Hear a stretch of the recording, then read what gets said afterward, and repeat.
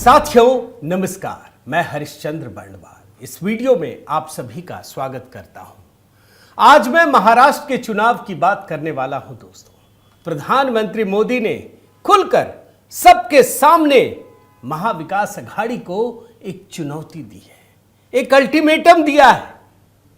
जिस तरह की राजनीति इस समय खुलेआम सबके सामने की जा रही है, उसको डिकोड करते हुए प्रधानमंत्री मोदी ने एक एक दिन इस रहस्य के गिनने का ऐलान कर दिया है।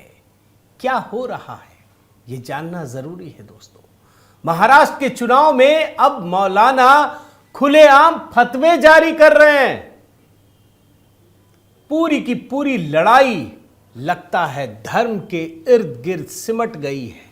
अब तक तो भाजपा पे इल्जाम लगाते थे, लेकिन उधर जो कुछ हो रहा है वो भी जरूर देखना चाहिए दोस्तों। आज तो मैं प्रधानमंत्री मोदी के अल्टीमेटम की भी बात करूंगा। क्यों मौलाना जो फतवा जारी कर रहे थे ना, वो भारी पड़ गया है। लेकिन सबसे पहले दोस्तों, चीजों को समझने के लिए उस रणनीति को भी डिकोड करना जरूरी है जो राहुल गांधी के दांव से शुरू हुई थी।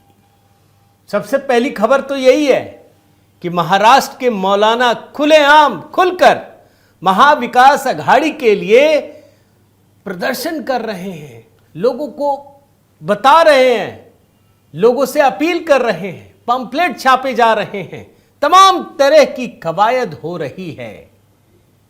यह बात तो समझ में आ गई दोस्तों कि मुसलमानों को इकट्ठा किया जा रहा है, महाविकास अघाड़ी के लिए लामबंद किया जा रहा है। लेकिन वहीं दूसरी तरफ देखिए, राहुल गांधी क्या करके आए हैं, क्या कर रहे हैं। वो हिंदुओं में जातियों को बांटने का काम भी शुरू कर चुके हैं, वो ऐलान कर चुके हैं बाकायदा। और इस बात को खुद प्रधानमंत्री मोदी डिकोड करते हैं। अभी मैंने आपको दिखाया कि कैसे धर्म के आधार पर जिहाद किया जा रहा है, वोट देने की अपील की जा रही है। लेकिन अब राहुल गांधी को सुनिए, कैसे वो जाति जनगणना की बात करते हैं और क्यों करते हैं, सुनिए। महाराष्ट्र में भी जैसे ही हमारी सरकार आएगी, हम जाति जनगणना का काम शुरू कर देंगे। देख रहे हैं ना, जाति जनगणना का काम शुरू होगा। एक तरफ मुसलमानों को इकट्ठा करने का काम, दूसरी तरफ हिंदुओं में जाति जनगणना का काम। क्यों? इस बात को डिकोड करते हैं प्रधानमंत्री मोदी, और वो मैं आपको सुनाता हूं, सुन लीजिए। आपकी एकता से, आपकी मजबूती से कांग्रेस को सबसे ज्यादा तकलीफ है। इसलिए वो चाहती है कि ओबीसी अपनी एकजुटता खो दें और कांग्रेस के लिए सत्ता का रास्ता खुल जाए। मैं आपसे पूछता हूं, जब ओबीसी अलग अलग जातियों में बटेंगे तो कमजोर होंगे कि नहीं होंगे? जरा पूरी ताकत से बताइए, कमजोर होंगे कि नहीं होंगे? आपकी ताकत घटेगी कि नहीं घटेगी? और इसलिए आपको याद रखना है, मेरा तो एक ही मंत्र है, हम एक है तो सेफ है, हम एक है तो सेफ है। देख रहे हैं ना आप दोस्तों, ये असली कहानी है। हिंदुओं में जाति जनगणना और मुसलमानों में वोट जिहाद। लेकिन आज कहानी वोट जिहाद पे ही फोकस रखने वाला हूं, क्योंकि जैसे जैसे लोगों को पता चला कि मौलाना वोट देने की अपील कर रहे हैं, और सिर्फ वोट देने की अपील नहीं कर रहे हैं, जगह जगह बिल्कुल जैसे कहते ना अभियान की तरह, एक आंदोलन की तरह। और इसमें बहुत सारी चीजें कि आखिर फंडिंग कर कौन रहा है यार। फिर मैंने देखा कि किरीट सोमैया जो भारतीय जनता पार्टी के नेता हैं, उन्होंने बाकायदा शिकायत दर्ज कराई है। और राज ठाकरे ने भी दूसरी तरफ इस चुनौती को स्वीकार किया है। वो भी कह रहे हैं कि अगर मुस्लिम मौलाना फतवे निकाल रहे हैं तो मैं भी हिंदुओं के लिए फतवे निकाल रहा हूं। खुलकर बात हो रही है। लेकिन मैं आपको मौलाना पर वापस लेकर आता हूं दोस्तों। आखिर यह फतवा कब, कैसे जारी किया गया, और क्या बाकायदा वीडियो तैयार किया गया, जानबूझकर वायरल किया जा रहा है। और यह भारतीय जनता पार्टी के नेता नीतीश राणे ने अपने एक्स अकाउंट पर पोस्ट किया है, और इसी से बवाल मचा है। जानकारी है कि 5 नवंबर को इस्लामिया मस्जिद में बैठक हुई, वीडियो मलाड डिंडोशी के पठानबाड़ी की इस्लामिया मस्जिद का है और डिंडोशी सीट से दोस्तों शिवसेना उद्धव ठाकरे के वर्तमान विधायक सुनील प्रभु उम्मीदवार हैं। शिवसेना के उद्धव के जो बड़े नेता हैं सचिन अहीर, एनसीपी शरद पवार के नेता अजीत राणे ने इलाके में कई मौलानाओं और नेताओं के साथ मस्जिद में बैठक की है। आप सोचिए कौन से दिन आ गए। बाला साहेब ठाकरे के वारिस उद्धव ठाकरे की पार्टी के नेता फतवे निकलवाने के लिए मस्जिद में पहुंचे हैं, मौलाना के पास पहुंचे हैं। क्या बात हो रही है, ये मौलाना साहब क्या कह रहे हैं, जरा बड़े ध्यान से सुनिएगा, तब आपको समझ में आएगा। ये बता रहे हैं कि तुमको हमने लोकसभा में जिताया, अब हम विधानसभा में भी जिताएंगे। सुनिए इस बयान को। छत को लेकर लोग सारे जुड़ा हुए हैं। मैं समझता हूँ पठानवाड़ी और इसके अगर आपकी जितनी मस्जिद मदरसे हैं सब जगह के लोगों उलमाए किराम इमाम साहब और पढ़ाने वाले मुअल्लिमीन आए हुए हैं। आप जरा फिक्र लेकर आए हैं। मैं समझता हूँ ये कोई लड़ाई सिर्फ किसी सीट की नहीं है, ये संविधान की हिफाजत की लड़ाई है, मुल्क की हिफाजत की लड़ाई है। हम देख रहे हैं सालों से भाईचारगी के साथ, मोहब्बत के साथ, एक फूल के गुलदस्ते की तरह मिलजुल कर हम रहते थे। लेकिन पिछले 10 सालों से जो हालत हमारे मुल्क की हो रही है और दिन ब दिन उसके अंदर जो बिगाड़ पैदा हो रहा है, बड़ी साजिश के साथ और बड़ी होशियारी और मक्कारी के साथ पूरा हमारा संविधान को नुकसान पहुँचाया जा रहा है। इस मुल्क को हमारे सबकी बाप दादाओं ने मिलकर कुर्बानी देकर जान माल सलाहियतें लगाकर पेड़िया कुर्बान करके सूली पर लटक कर लोगों ने मुल्क को आजाद करवाया था। आज इस मुल्क में खासतौर पर हम मुसलमानों के साथ जो हो रहा है हमें बड़ा दुख होता है।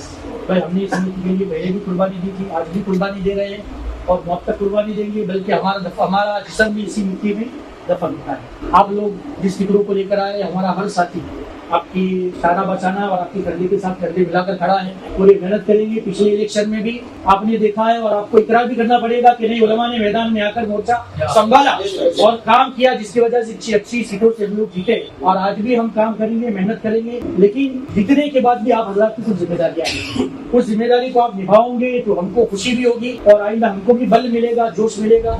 देखा आपने दोस्तों, ये स्थिति है। खुलकर खुलेआम सबके सामने उल्टी सीधी बातें कि मुसलमानों के साथ ये हो रहा वो हो रहा है, डरा करके। और ये किसके लिए मांग रहे हैं? उद्धव ठाकरे की पार्टी के लिए। अच्छा, ये मौलाना साहब और कहते हैं अजीत पवार के बारे में। जो अजीत पवार जी तुष्टीकरण में लगे हुए हैं, उनके लिए भी बड़ा संदेश है।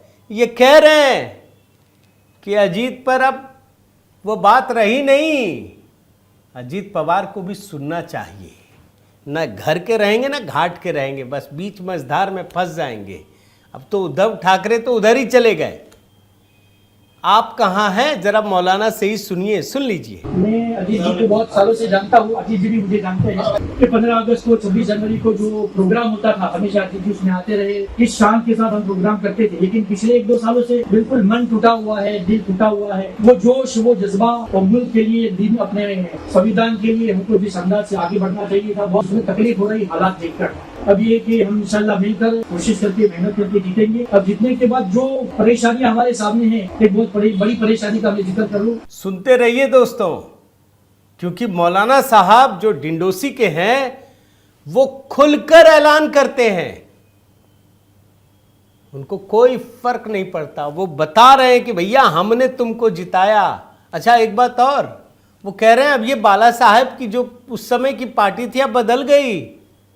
ये कह रहे हैं कल तक जो शिवसेना बाला साहेब ठाकरे की और आज में बहुत फर्क आ गया है। सुनिए। महाविकास आघाड़ी अभी महाराष्ट्र में खुला ऐलान है। कल तक जो शिवसेना साहब बाला साहब ठाकरे की थी उसमें और आज में बहुत फर्क है। उद्धव साहब जो है अब वो विकास की बात करते हैं, वो सबको लेकर चलने की बात करते हैं, हम उनके साथ हैं। और ये मौलाना साहब दोस्तों, एक आध बाइट तो सुनना जरूरी है। ये धमकी भी देते हैं कि ये पुलिस बंदोबस्त पर ही तुम चल रहे हो, अब इनकी सरकार आएगी तो क्या होगा, सुन लीजिए। तुम्हारा राज चलता है क्या? हम काफी है तुम्हारे लिए, तुम सिर्फ पुलिस के बंदोबस्त उस पे आप चल रहे हो। हालांकि बड़ी बात यह है दोस्तों कि राज ठाकरे ने, वो भी कुछ सीटों पर लड़ रहे हैं, उन्होंने एक एक बात कही है कि देखो बाला साहेब ठाकरे की पार्टी, उनके वंशज, सुनो ये तो भतीजे हैं, असल पुत्र की पार्टी जो है क्या हाल हो गया है। और उन्होंने खुलेआम धमकी दी है दोस्तों कि अगर वो मुसलमानों के लिए कह रहे हैं तो हम हिंदुओं के लिए क्यों नहीं कह सकते। मैं राज ठाकरे की गर्जना, हालांकि इनकी पार्टी तो कमजोर हो गई, लेकिन फिर भी यह बयान सुनना बड़ा महत्वपूर्ण है दोस्तों। उसके बाद मैं भारतीय जनता पार्टी पर आता हूं। जरा राज ठाकरे का यह बयान सुनिए। काही होर्डिंग्स वरती जी मी पाहिली आहेत, काही उर्दू होर्डिंग्स वरती हिंदू हृदय सम्राट बाळासाहेब ठाकरे यांच्याऐवजी काय आलं, जनाब बाळासाहेब ठाकरे। जनाब, हिंदू हृदय सम्राटच्या जागी जनाब आलं। जनाब, आज ते हयात असायला पाहिजे होते, फोडून काढले असते एकेकाला। शरम वाटत नाही, काही नाही। आणि आज त्याच उद्धव ठाकरेंच्या शिवसेनेबरोबर बद्दल एक मुल्ला मौलाना फतवा काढतायत। काय फतवा काढतायत तर सगळ्या मुसलमानांनी एकत्र यावं, एकत्र व्हावं, आपली मतं तुटू नयेत आणि सगळीच्या सगळी मतं ही महाविकास आघाडीच्या पारड्यात टाकावीत, असं फरमान काढतायत मशिदींमधनं, व्हिडिओज काढतायत त्याचे आणि बाहेर सर्क्युलेट करतायत की सर्व मुसलमानांनी एकत्र यावं आणि यांना मतदान करावं। मुल्ला मौलवी फतवे काढत असतील ना, आज राज ठाकरे फतवा काढतो। माझ्या तमाम हिंदू बांधवांनो, भगिनींनो आणि मातांनो, येणाऱ्या निवडणुकीमध्ये माझे जिकडे उमेदवार उभे असतील आपण माझ्या पाठीशी उभे राहा।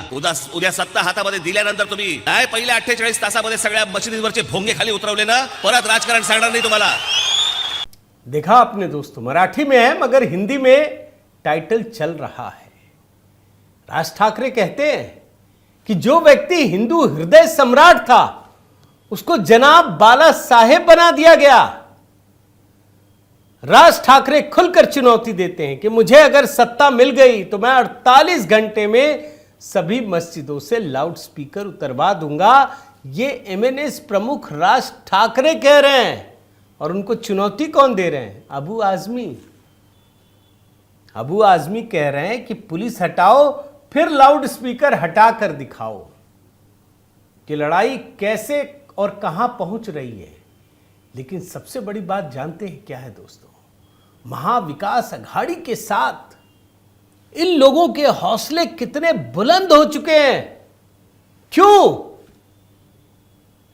भाई? कल तक तो आपको पता है ना कि ये वोट इररिलेवेंट हो गए थे, यही बताते थे ना। कैसे हो गए? ये सब उद्धव ठाकरे की कारस्तानी है। जिस तरीके से हिंदू वोटरों को बंटवारा किया गया उसका ये असर है दोस्तों। और तभी जाकर के नीतीश राणे कांग्रेस पर खुलकर बोलते हैं कि ये एंटी हिंदू पार्टी है और बी टीम है मुस्लिम लीग की आज के समय में कांग्रेस पार्टी। मगर मैं आपके सामने दोस्तों प्रधानमंत्री मोदी का एक बयान सुनाना चाहता हूं। अब जब खुलकर महाविकास अघाड़ी के लोग मुसलमान कर रहे हैं, जब खुलकर ये बता रहे हैं कि उनको सिर्फ उन्हीं के वोटों की परवाह है, हिंदू वोटरों को तोड़ रहे हैं और कंफ्यूजन भी क्रिएट कर रहे हैं, तो प्रधानमंत्री मोदी चुनौती देते हैं दोस्तों। क्योंकि ये मिले तो हैं क्यों? मैंने आपको तब भी कहा था, इनका गणित बड़ा स्पष्ट है। इनका गणित ये है दोस्तों कि मुसलमान वोटों का एकजुट रखो, अपना कुछ कैडर वोटर है, कुछ लालची वोटर है, और फिर बाकी जातियों में तोड़ दो तो जीत जाएंगे। ज्यादा वोट चाहिए नहीं, 30-35% चाहिए, उसमें काम बन जाता है। अब प्रधानमंत्री मोदी ने इनको चुनौती दी है, खास करके उद्धव ठाकरे की पार्टी को, कि आप तो बाला साहेब ठाकरे की पार्टी बताते हैं ना खुद को। जरा आप वीर सावरकर के बारे में राहुल गांधी या कांग्रेसी नेताओं से तारीफ करवा कर दिखाओ। आप तो बाला साहेब ठाकरे की विरासत को संजोने की बात करते हैं ना, आप बाला साहेब ठाकरे की तारीफ करवा के दिखा दो। और प्रधानमंत्री मोदी कहते हैं बाकायदा, ये 8 नवंबर की बाइट है कि आज 8 नवंबर है, मैं दिन गिनूंगा और महाविकास अघाड़ी के जवाब का इंतजार करूंगा। प्रधानमंत्री मोदी का बयान सुनिए दोस्तों। महाआघाड़ी वाले दल कांग्रेस से ऐसे प्रेरणादायी वीर सावरकर की तारीफ करवा कर जरा दिखाएं। साथियों, देश और महाराष्ट्र की राजनीति में बाला साहब ठाकरे का योगदान अतुलनीय है, लेकिन कांग्रेस के नेताओं के मुंह से बाला साहब की प्रशंसा भी उसके लिए एक शब्द नहीं निकलता है। मैं अघाड़ी में कांग्रेस के दोस्तों को यह भी चुनौती देता हूं, वो कांग्रेस के नेताओं से युवराज के मुंह से बाला साहब ठाकरे की, उनकी विचारधारा की सार्वजनिक रूप से प्रशंसा करके दिखाएं।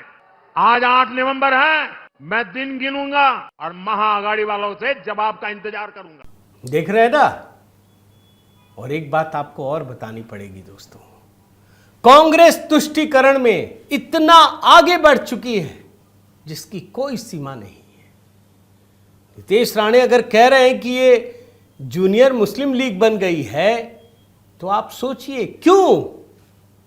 केरल में भाई हमको भी पता है लेफ्ट और कांग्रेस के बीच गठबंधन है, लेकिन केरल में जहां वायनाड सीट से प्रियंका वाड्रा चुनाव लड़ रही हैं, केरल के मुख्यमंत्री विजयन साहब कह रहे हैं कि जमाते इस्लामी से ये सपोर्ट ले रही है पार्टी।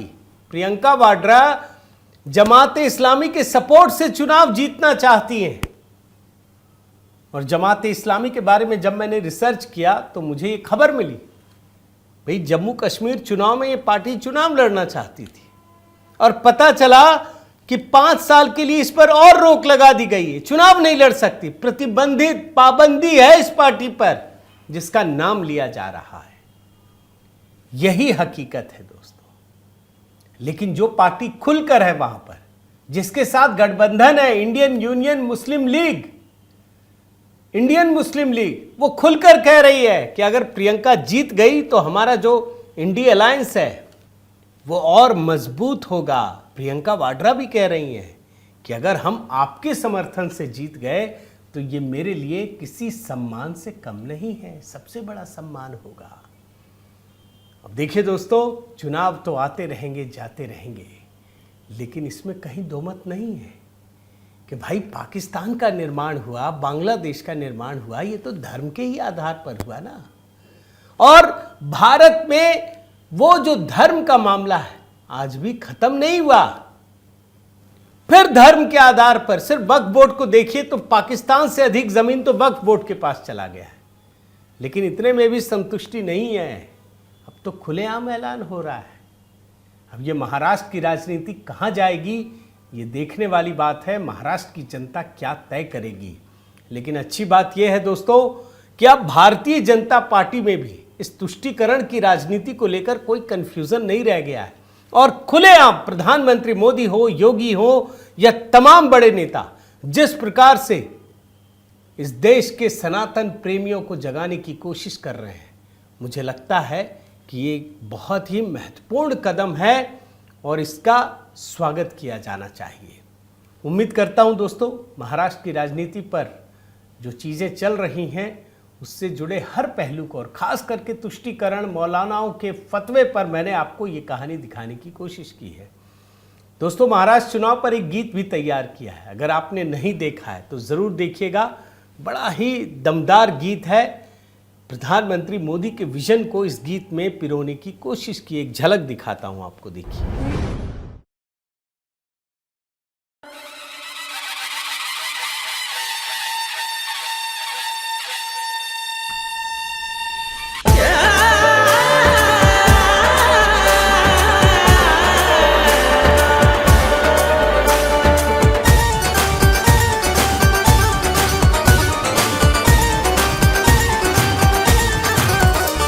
विश्वास से बढ़ेंगे आगे, कदम तले होगा पर्वत, महाराष्ट्र दिल से मांगे भाजपा का विजय रथ।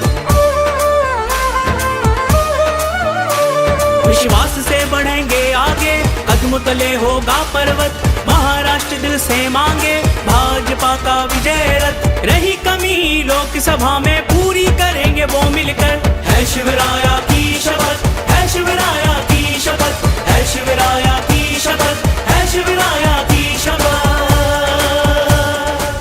दोस्तों आपसे निवेदन करता हूं कि आप जरूर चैनल से जुड़िए, कमेंट कीजिए, लाइक कीजिए, सब्सक्राइब कीजिए। ये गीत आप HB मेलोडी में ही जाकर देखिएगा, वहीं कमेंट कीजिएगा।